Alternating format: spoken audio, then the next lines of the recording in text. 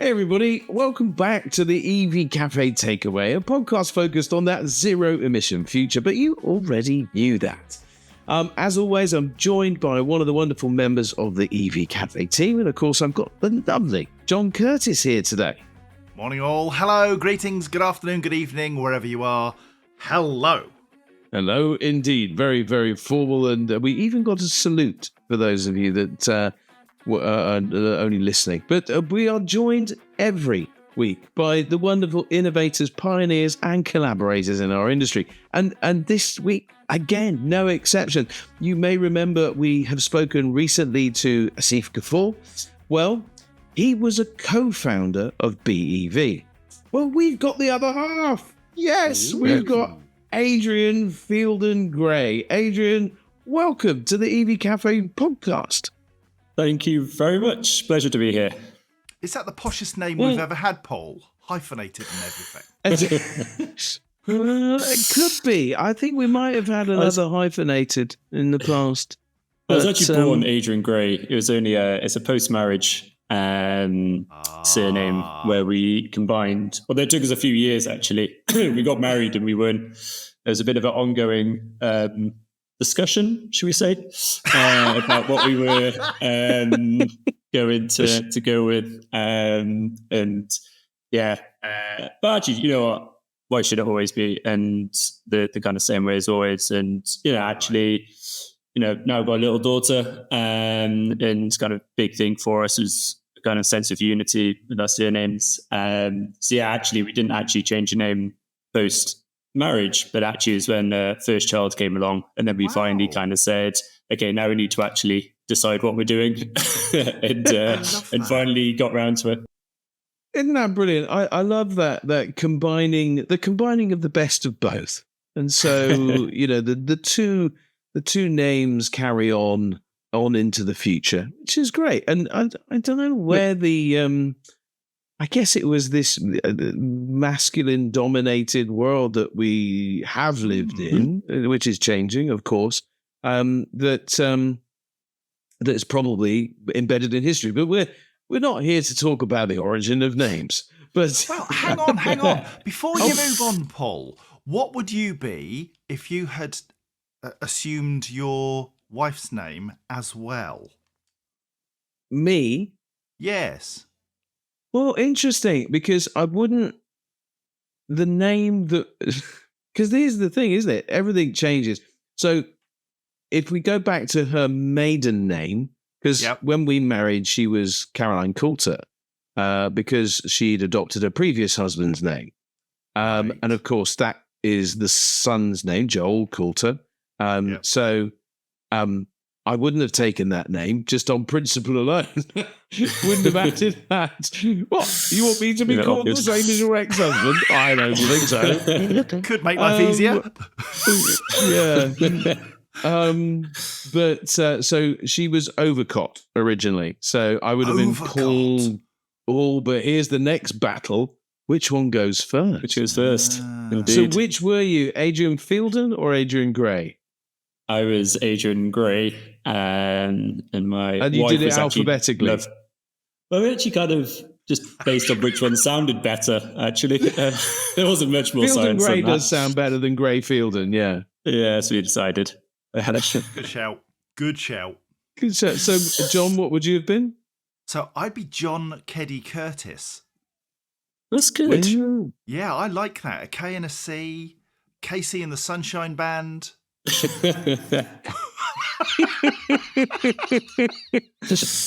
Well, there we go. Well, I mean, there we have it. I mean, what a way to start the podcast. Yeah, everyone now knows more about you two as well in this podcast already. Exactly. Yeah, so Paul Overcott Kirby, or Kirby Overcott. Which don't know which way that one. It should be probably Kirby Overcott because it's a KO. I like it. He's not okay. Yeah. Well, because then I'm just Paul OK. Yeah, no, I'm better than OK. Paul Fine. Paul Fine. But I'm sort of all right. Yeah, all right. Yeah, no, it's not working.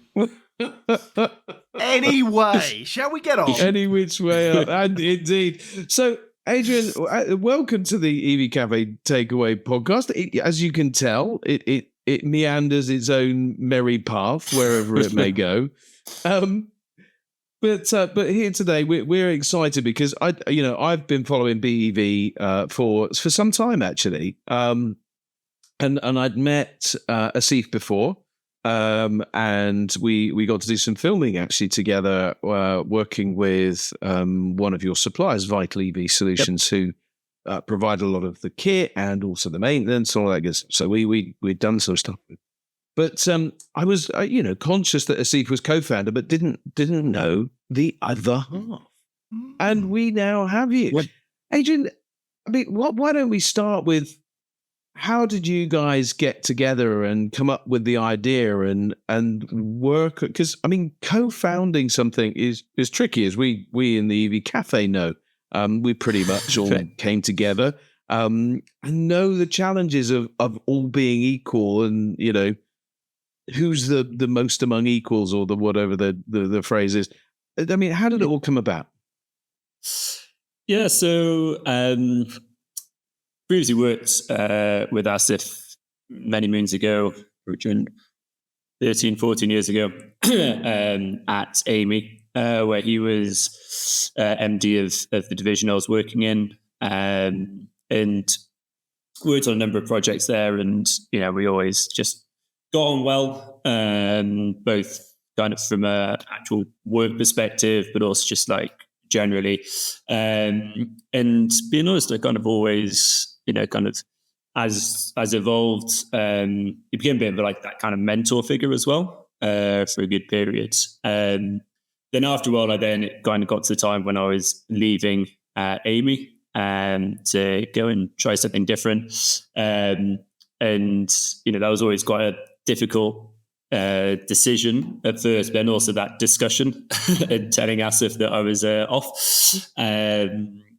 which he probably never really forgive me for. But then I went off to work for Sky for about 6 years, particularly around the sports and business development side of the strategic partnerships, which so I'd gone from infrastructure and then into kind of this sports and customer focused space. But we always kept in touch, as they like kind of was that kind of slightly mental role within that. And then we'd always meet up on a regular basis and find out kind of what's the latest going on. And then eventually he was like, got these ideas, come on, go back to Amy. And I was like, no. But I've always had a desire, and this definitely comes from my father, to actually kind of run a business one day and kind of have a bit more of that kind of active role. So I'd always said, like, if there's something you're thinking about, which is a bit more kind of go off and build it, then I'd always be interested. Then you wind forward and then had this concept, idea of what we originally called Iduna, which was all about kind of developing that way of infrastructure, and we started having the kind of conversations. He was like, yeah, we're going to do this. I'm going to go to, do you want to join in? Do you want to be part of this? And it actually really excited me. And I can still remember going, I was away with some friends and I was talking about, I'm at a bit of a point in time of my life where either I kind of keep going with where I'm going and try and develop up through that route, or I've got this other potential. And I still remember a couple of people who'd done a bit of startup scale up work previously, and they said they could just hear it in my voice. And they're like, you know which way this is going. I was like, yeah, I think I do. And then lockdown came along, which could have derailed it, but actually in a funny way, actually gave us a great opportunity. And I know Asif talked about a bit on his episode, but it gave us a chance just to kind of hunker down. Basically, I'm still doing my previous job and also starting to do some work on this, and we develop in the evenings. And then eventually got to that point, okay, need to go all in on this. And so then resigned from my previous role. And then, we were then working fully on this, but it still then took another 6-9 months before it really got going. And yeah, kind of from there, it's just been an exciting journey since. But you mentioned about the kind of co-founders, and I'm sure there's no perfect solution to anything, but actually I think we both really feel that having had two of us, like, it made it so much more, not sure the right word to use, but kind of bearable when you're going through all those kind of highs and lows of the setup. Having that kind of trusted partner in crime, and that you kind of, you bounce off, you work to each other's strengths, you bring each other up. And, you know, a lot of people have said how we're quite kind of yin and yang in our way, and hopefully quite complementary in that. Whereas maybe if we're both like me, it wouldn't work. And if we're both like us, it wouldn't work. But yeah, having that kind of that balance, and hopefully kind of bringing each other up to the best has definitely helped us get to where we are now. What are the roles that you admire in a Sif? What are those traits, rather, I think, that you like about him? Because when we spoke to him, I got this sense that he was a deeply principled human being who valued family and his work family as quite almost the unique selling point for the organisation. He's a people person. What is it you like about him? I don't know if I'd say it's different to his face or through this podcast. No, kidding. I mean, I think the first two things that come to my mind, one is just like tenacious work ethic and just kind of strive for excellence through both just what he does and what everyone else does around. Kind of, he just it just keeps on going, and don't know where he gets the energy from, to be honest. Then the second one I would say, and even before you mentioned what you said, is that kind of true blue kind of approach. I look at when I was back at Amy, you know, he invested in me heavily as a kind of in my personal development. You know, I knew he always had my back internally, or then trying to push for that next promotion, whatever it might be. And then, yeah, now within Be.EV, we're a much smaller organization, but actually always wanting to make sure that, you know, kind of everyone's, you know, kind of getting the most out of what they can be, and, you know, really kind of hoping that everyone gets to become their best self. And the other nice thing is, you know, we're both very aligned in wanting everyone that works for Be.EV to benefit from the success of Be.EV, and hence why our share scheme is for everybody. And I know he's mentioned this previously, but, you know, that's something that's really core to both of us. It wasn't kind of just one of us wanting it and the other man to come along for the ride. That's definitely something that we've both wanted from the start, and we keep to delivering now. And it's interesting, isn't it? Because you've spoken about Asif in a very mentor mentee kind of way. How has the transition been to working pretty much jointly together on this business, and that you are sort of a co now? You're aligned to him. I mean, obviously, maybe his experiences and stuff you're still able to learn from him, but are you having to have different kinds of conversations now as joint leaders of a business and bringing it forward? Yeah, 100%. But I think there's a couple of things that help that. I mean, one, you know, kind of, I think I'm a lot older and more experienced than I was when I first met him. And, you know, part of that's thanks to him, and also thanks to lots of other people along the way. But the other thing is actually that kind of, as I say, that kind of yin and yang, that mutual respect. We both have our strengths, we both have our weaknesses, as anyone. And so actually, and also having gone through it together, I think, like, if it'd been a case where just one of us had set it up and built it up and got it going, and then the other person came in a bit later, that might have been a bit different. Whereas I think, because, yes, he kind of is his initial idea, but, you know, that kind of time during lockdown and that real startup, the blood, sweat and tears going into it in those early days. And then also, as we've grown up together, we make sure that we take time to reflect, celebrate in on that success. And I think that's kind of key, that actually it's very easy in your day to day just to kind of, everyone becomes quite task orientated, whereas actually making sure you get some time out just to kind of chat, chew the cuds, and talk about the broader pieces.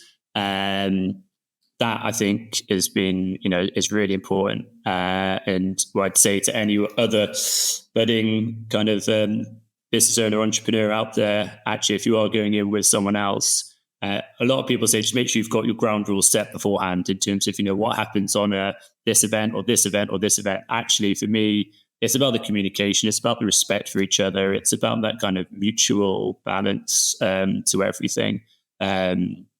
Which, say it's because of that actually we've been able to get here without, kind of any issues. But yeah, kind of, you do end up spending probably more time with each other than do with your family. So, you need to make sure you like them. You need to make sure you get on with them. You need to make sure you've got respect for each other.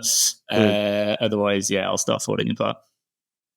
Adrian, we know that being a startup is incredibly challenging, and there can be times when you do wonder if you're doing the right thing, and then you move through that period to a period almost of fear of the next step, and how do you scale, and what does that look like, and introducing other people, and your baby being looked after by somebody else. How's that process been for you and Asif? I'd say definitely, as you can imagine, and I'm sure you found as well, kind of, you may have your original expectations and views of thoughts of where this is going to go and the route it will take to get there, and it does anything but that. Kind of, if you look back at 2021, when it really started, we took on the Transport for Greater Manchester contract, did our first fundraise, etc. Actually, if you then said only 18 months after that, we would have been doing the Octopus Energy Generation investments, having a major shareholder in a kind of global brand. Kind of, you wouldn't have thought it would happen like that. Similarly with the kind of the team, you almost didn't really know what to expect in terms of how quick or wide or it would grow and the rest of it. So you have to roll with it a fair bit. Yeah. And also, I think also taking a period of reflection every now and then. For me, we had when we moved into our new offices just under a year ago, and kind of Mary France, Chief Customer Officer, and also Vic Blair, our office manager, they did a phenomenal job in terms of properly kitting out the office into just like making a buzz in the feel and the vibrant colours and the fun little extra things. And actually, like, you walked into the office the first time, I was like, wow, this is, always got emotional kind of when I was walking into it. But it's because it's like, actually, that was like it kind of just felt like that emotional step where actually we've gone from this to that to now to this, and then who knows what the rest of the future will hold. But it kind of gave that kind of moment just to kind of take a little second and just reflect. And it was actually just I didn't think it'd be walking into the office that prompted that to happen, but it's important to do it every now and then. Gosh, it really is. And I mean, I must admit, there are days when I pinch myself. We had a bit of a pinch ourselves date just the other day. We were at Carfest, which was quite phenomenal. And in the little humble EV cafe stage, we had a guy called Jason Plato interviewing a guy called Ross Brawn. So Jason Plato, British touring car racing driver, champion. He just interviewed Rick Parfitt Jr., who's one of the few people that has won GT3 and GT4 and was performing on the main stage that night, and then followed with Rick with Ross Brawn, former F1 Ferrari boss, and of course Brawn GP, which went on to win. Of course, he's won numerous titles, friends with Michael Schumacher, etc., etc. A bit of a pinch yourself moment as hundreds of people were. So if we're in marketing, it was nearly 1,000. If we're in reality, it was probably 400 or 500, or any number in there somewhere. It was, we went, And it was quite a moment. And it is really important, isn't it, to reflect on that in terms of those pinch yourselves moments. I wanted to pick up on something that you mentioned earlier. You mentioned that this drive in you to maybe want your own business one day or run your own business one day was possibly down to your father. And it made me think, well, I want to know Adrian's father a little bit. I want to know what he was doing that caused you to kind of be inspired. Because, I want to inspire my kids. That would be great. What are the qualities of your upbringing and all of that period of your life where you got to watch your dad and learn from your dad? And it sounds like you have a good relationship. Not everybody does, but you have a good relationship with him and so on. Yeah, so as a childhood, very loving family, very fortunate from all that perspective. And I think kind of it was.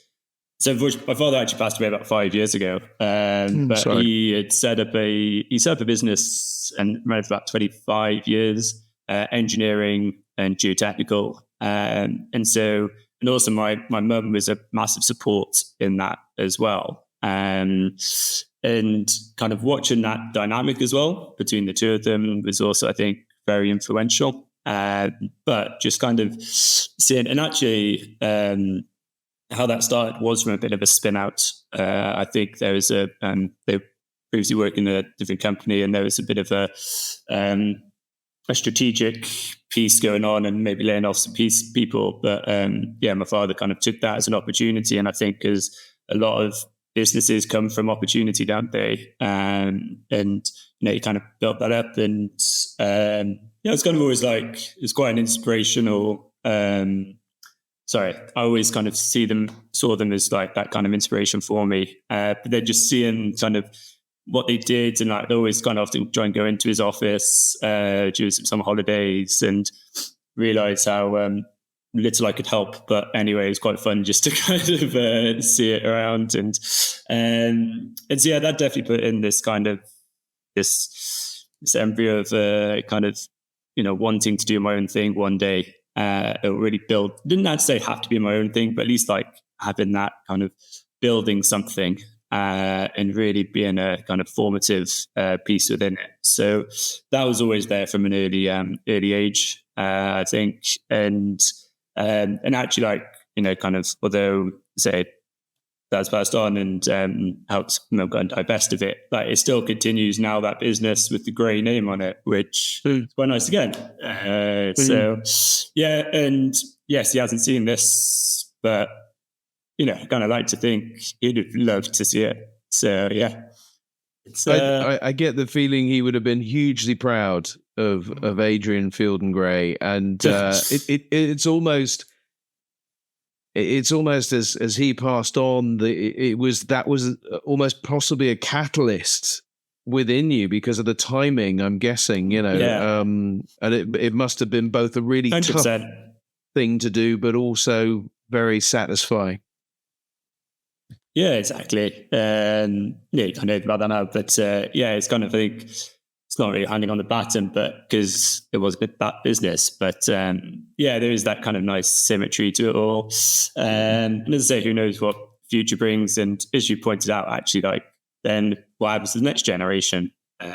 So there's lots more to go at for sure. But yeah, I'd say there was definitely a driving force, should we say, from an early age, very much from that. And as I say, kind of I didn't say it without my mum as well. She's also been a huge support because, just very fortunate to have had that family behind, and kind of don't take that for granted.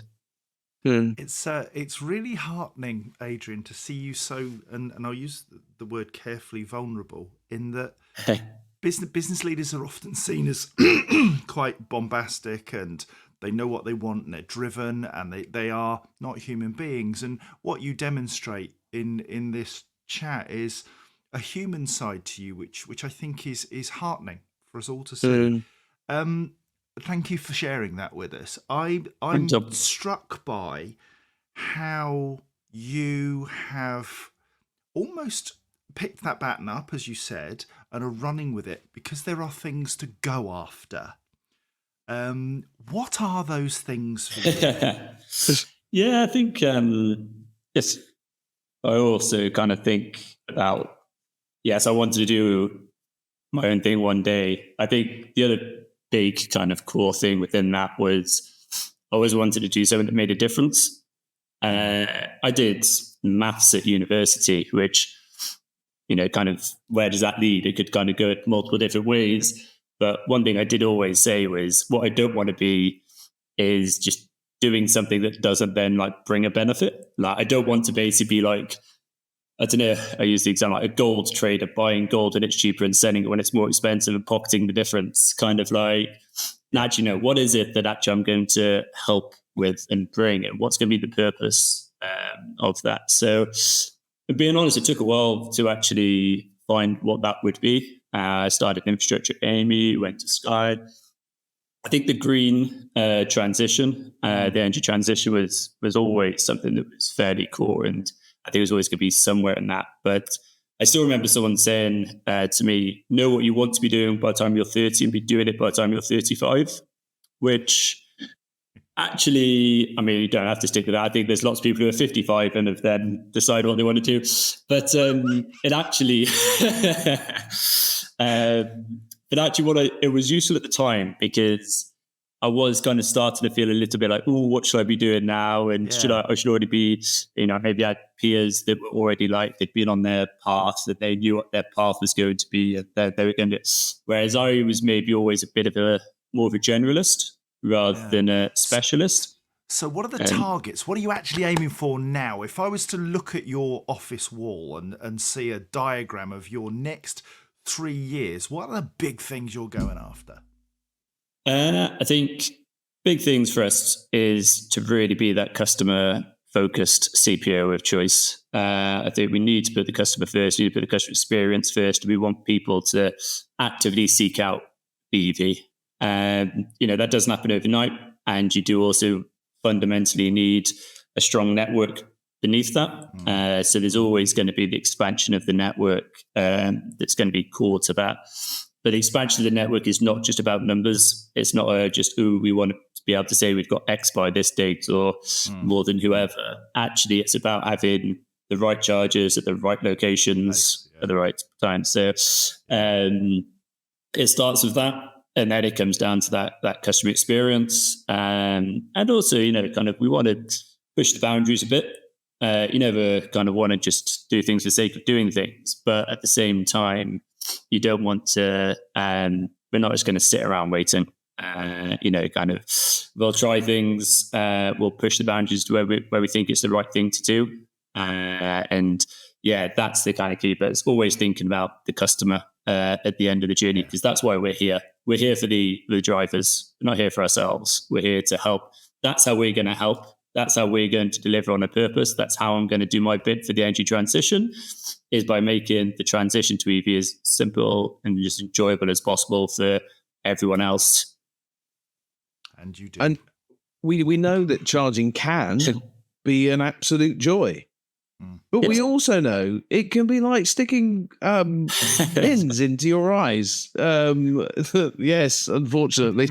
But we know that we are moving into the joy more than my experiences of charging have improved immensely. And I'm very aware of what you guys do and how you are focused on that customer experience.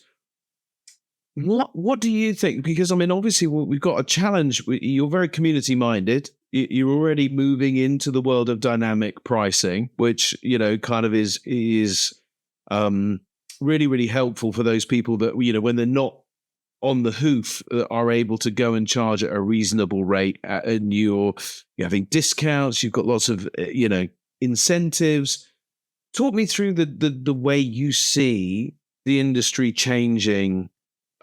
From the right, let's just stick it in the ground and charge 80p a kilowatt hour to where's it going for Be.EV?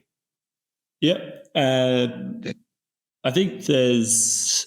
As you as you know, and you point out, there's so much more to be gone after in this space at the moment. It's so much more than just putting some kit in the ground and seeing what happens with it. And actually, a lot of that does come to a lot of that kind of the data and the pricing and the trying to make this as frictionless as possible as technology advances. And it is still quite a young market, let's be honest. And so there's still a lot more to go after.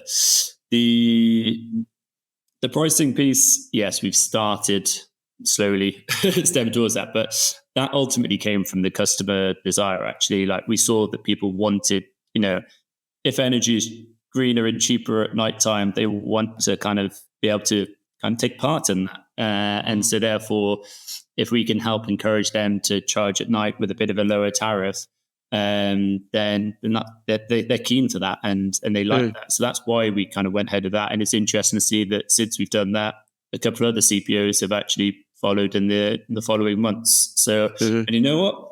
I'm not worried about kind of some people, competitor, but actually, like, the space is big enough. And also the fact that we're all doing this for a common goal. So actually, if we do something, we do it well, and that then it motivates others to do similar stuff, then great. Being perfectly honest, I'm not going to get protectionist over all of this.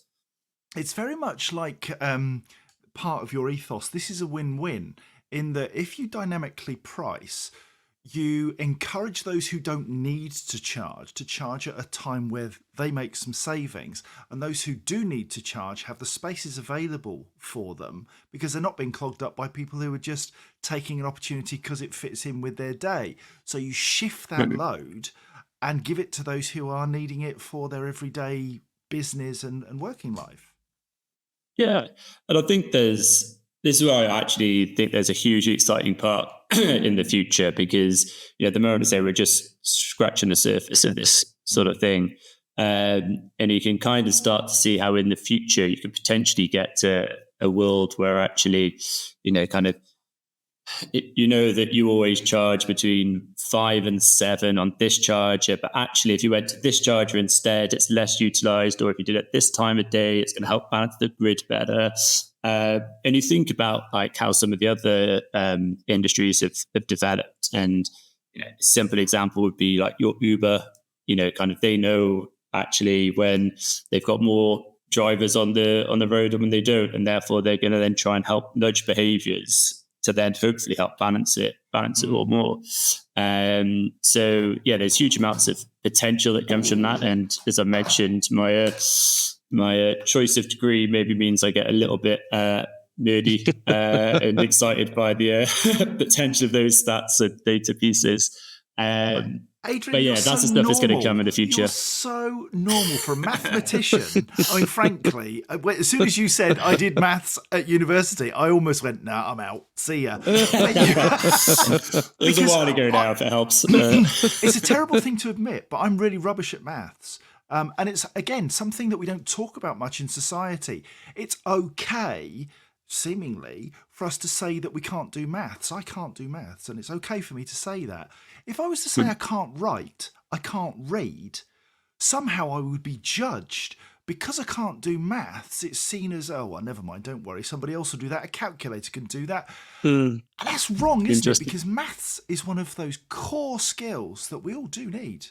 The real thing that for me is actually is problem solving. That's actually where that's my piece. That's actually, if someone said, like, what's your skill? As I said before, I'm a bit of a generalist rather than specialist. I'm not hugely well organized. I'm, kind of, and the rest of it. But actually, the problem solving is what I like to do, and that's, I think, comes from that kind of analytical way about things previously, and like that that want to go deep into kind of the into whether it's into the numbers or into the business plan or into the finance or into the utilization statistics, like wanting to get into it and actually understand the underlying to that. And kind of also have a bit of a piece with everyone that is, if you're not learning, you're not progressing. And I think that's hugely important for everyone that's here at Be.EV, or anyone in my opinion, that actually, kind of if you don't feel like you're still learning on the job, you can never stop, you can never finish. And as long as you're always learning, you're still progressing. And it might be that you're not quite getting the progression through your seniority you think, but actually if you're learning, you're getting closer. But it's on the flip side, if you're not learning, then actually you need to do something about it. And whether that's expanding your role, whether it's finding someone elsewhere. And I'll be honest with anyone in this business, if, trying to find the best position for them so they can keep on developing themselves.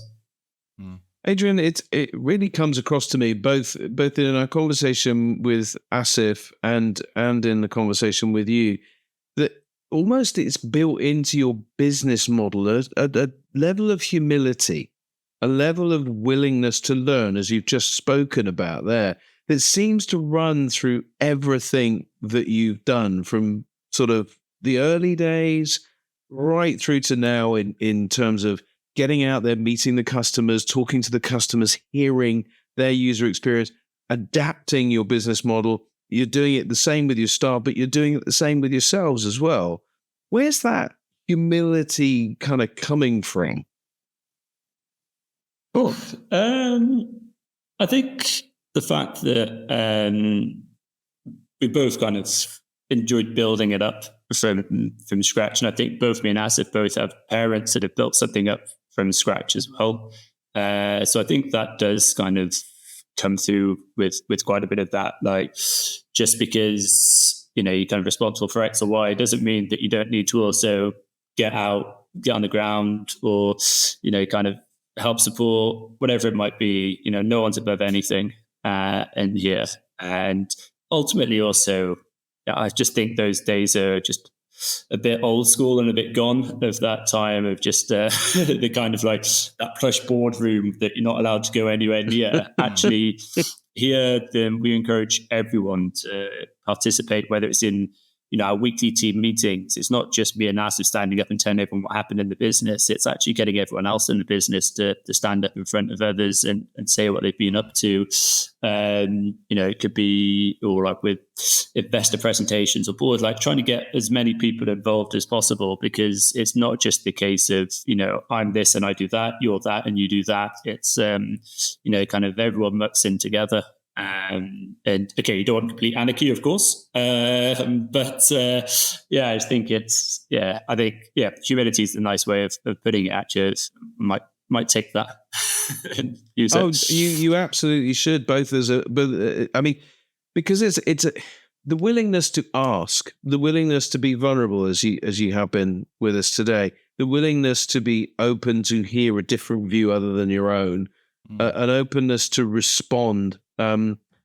A willingness to let other people play a part. It's incredibly difficult, actually, to make somebody else or something else like the focus of what you do. And so, you absolutely should take it as one of your core values, because it screams it to me is where Be.EV are. Outside of Be.EV, Adrian, you mentioned. Excuse me. You mentioned that you have a wife, and you mentioned before we came on air that you have a 3-year-old. So let's assume that they've gone out for the day to go and amuse themselves, and unexpectedly you are left with a day with no work that you need to fill with something that you are passionate about. What do you go and do? Probably first question why I don't seem to have any work to do. So it's probably always something that needs doing. But it sounds like a great place to be. So what I do, I would definitely try and squeeze some exercise in there. Where it's run, bike rides, etc. Get outside and go. Maybe take the dog as well. And big sports fan, so I won't lie, probably quite a lot of any free time I have is often trying to catch up with some sport. And I'm probably a bit like my work with like the generalist rather than specialist. I just kind of like all sports pretty much. So very much doing the Olympics recently, but so I think that definitely a bit of that. And being honest, actually, I think try and like just do a bit more of like catch up with people, because I think that's one of the pressures definitely had recently, is kind of whether it's due to business, family, etc. Like actually, probably a few people that actually I could do is like to spend more time with, whether that's family, friends, etc. So I'd probably say all these things, but actually what I'd actually end up doing is probably sit in a bed for longer, and then probably eat more and have 15 cups of coffee, and then realize it's already the afternoon, and then might then just about clean the house and, and then think about all the things I should have done. So I actually say clean the house. What I'll have done is I'll have moved something from one room to another because something's annoying me, and then left it there for the next time that I've got a free weekend. I love it. There's this gloss of, this is what I think I should be saying, and then there's the real Adrian that comes out. You can't resist it, and I love it. Well done, good man. It's so true, isn't it? We get these free times and we think, oh, I'm passionate about this, or I'll do this or that, and you just never get to the things that you would really do. But I think the one of the things that you said really resonated with me, and it's the time with people, isn't it? We're getting to that age. Well, I am anyway, where we would sort of seem to be going to more funerals than weddings. It's no longer 4 weddings and a funeral; it's 4 funerals and a wedding. And that has been actually a sad reality of this year. And we just, it's precious, isn't it? Time and people. And taking that time, I think it's a really valuable thing that you said there. That so who would you make that call first to? Let's set up that day, that next day that you're going to have free. Who are you going to call? Who's your best friend? Me or John? No, I'm kidding. Go for Paul OK first. Then, Paul OK. There you go. You'd never get a word in and never get off the phone. Mean. True. Probably I just spent what's happened recently, actually. But I still got a good connection to some of the boys from home. So I grew up in Cardiff, but it's one of the things where I just don't spend enough time back there these days. So definitely a piece there. Mum, of course, again, must not get back to Cardiff enough. It'd be nice to spend a bit more time. And then actually, because we did live in London for quite a while, but we don't anymore. So there's quite a few people down there and I don't know, like, that kind of lockdown, everyone started to move into Zoom and catch up on phone calls and the rest of it. I've never been that great on that side of things, I don't think. So maybe it's called a big call and get everyone on it and kill multiple birds with one stone if we've only got one day. Try and get out as many as possible. Well, it's because you can't get to Cardiff and London, really. You could kind of have a breakfast get-together in London and then jump on a train and have dinner with everybody in Cardiff. Yeah. Let's get them all on the train and we'll just go on the train back and forth and just... Oh, dear. Francis Bourgeois II. I can see it now.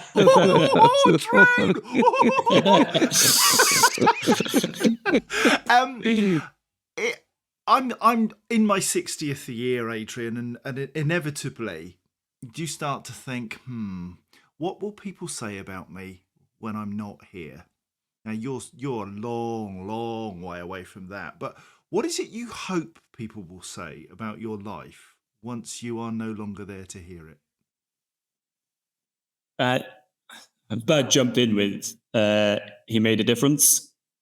And that could be small, it could be big, but he made a positive difference, positive impact. And that could be whether that's through work, whether that's through personal life, whether that's through something I haven't even thought about yet. I think I'd like to have at least kind of, had a incrementally positive impact of being around.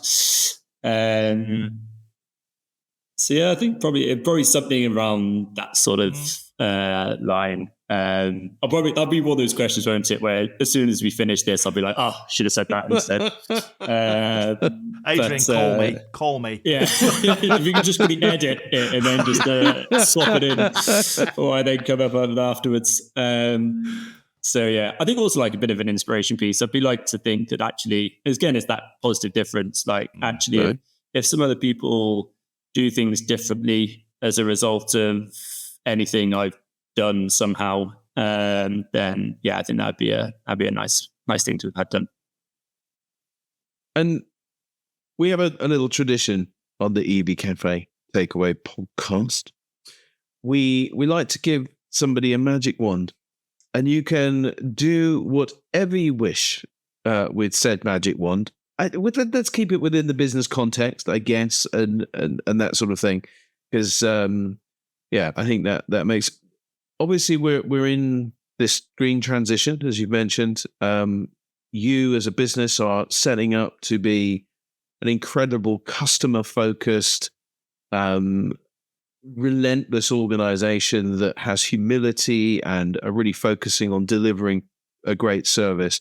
What is this magic wand going to give you? Your one wave of said magic wand.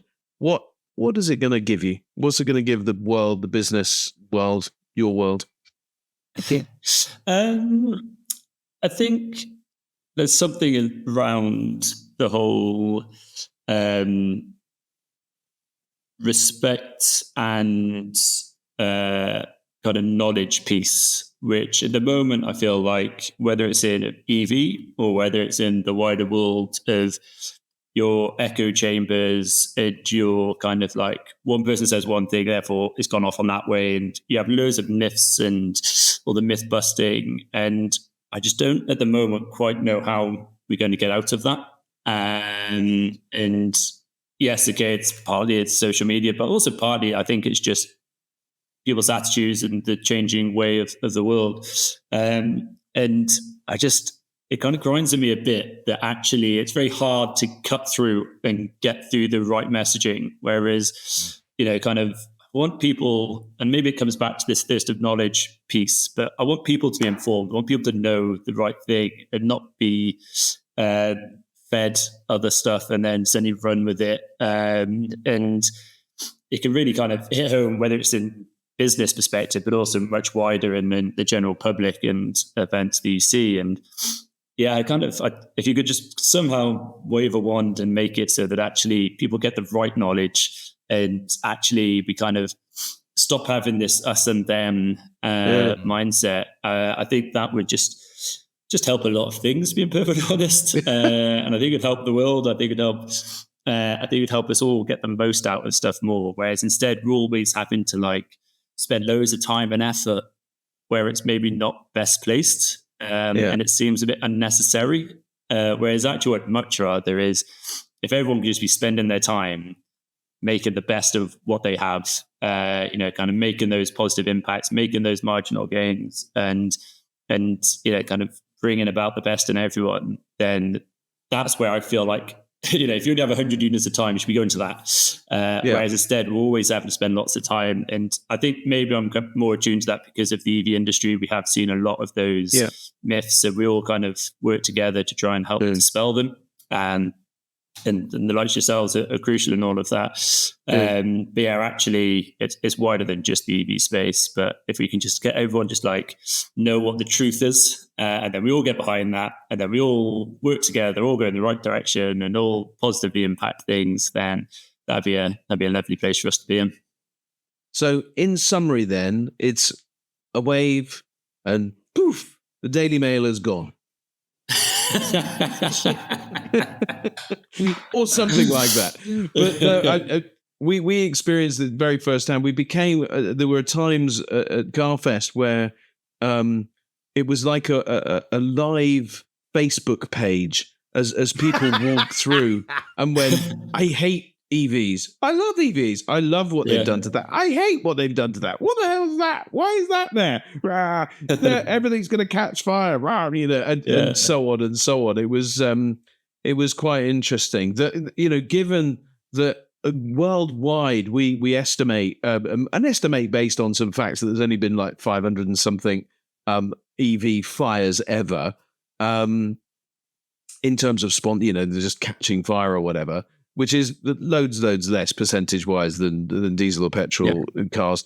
Everybody seemed very focused on that. So I agree with you. Yeah, and I also agree with you that the EV Cafe is crucial in supporting this transition and getting good messages out, both into the business world now, but from CarFest, we really saw that it's an important world to get into as well, into the consumer world, so that you're standing next to the person that you can then influence and see. And we saw some great stuff there.